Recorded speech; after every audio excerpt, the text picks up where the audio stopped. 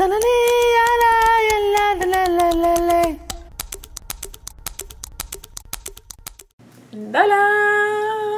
everybody. So today I wanted to talk to you a little bit about nightmares and children.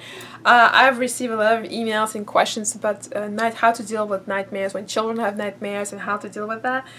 To me, I was going to just tell you that children are really much more awake and really much more aware than us on when they are dreaming and when they can do certain things.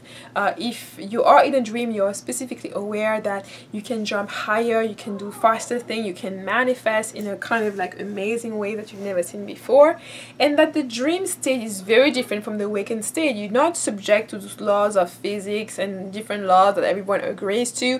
You are basically thrown into your own world where you master 95% of things. You know, 95% of things, because there's 5% of things that you cannot direct or you cannot touch, you cannot constrain to your own will, and sometimes that's why you can dream and find yourself in places that you didn't want to go to. You can find yourself in situations that you didn't want to aspire to be in. That's part of the 5% of the things. But 95% of things that you can manifest right away just by thinking about it, just by willing it into existence, into the dream.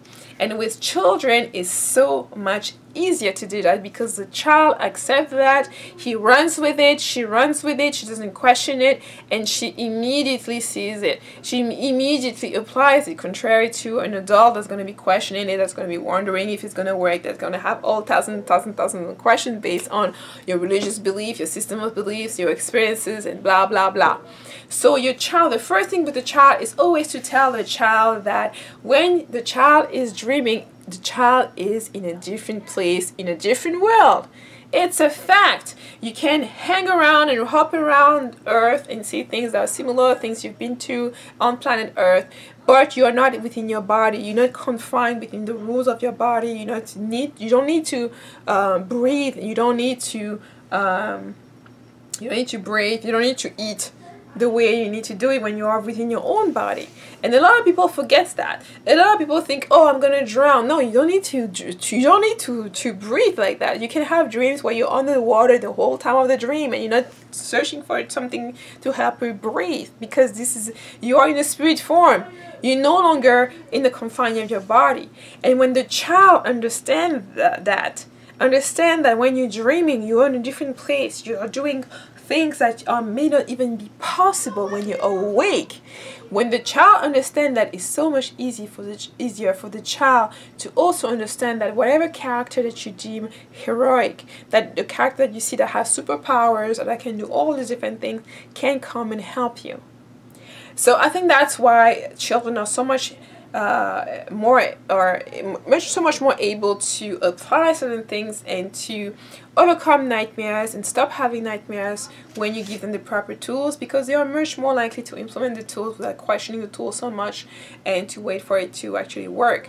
And the tools is simple. It's just like the child will call on to whoever character they like most. You know, it could be Batman, Superman, it could be somebody like from some of the African cartoons and stories. It could be any character that the child knows of and that the child held to have some kind of superpower, some kind of protective power. It could even be your father in the dream. It could be all kinds of different things. But the question is, you're calling that entity, that persona within the dream to help you out.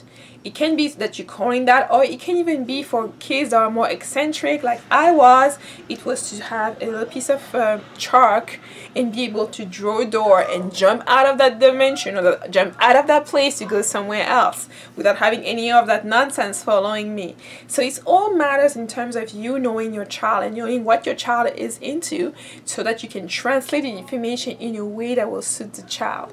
For example, if the child has like a doo-doo or one of those teddy bears or whatever that's been with him for years and years, then you can have that character come with him in the dream. You can have him call that character during the dream because he is more familiar to that. He trusts that character, and then when that character appears, that character can be, you know, humongous. You know, a teddy bear can turn into like one of those horrible fighting bears. You know, so it's really a matter of you translating that to the child in a way that the child can understand. Because all the child needs to do is understand what you're trying to tell them, and then they will go and apply.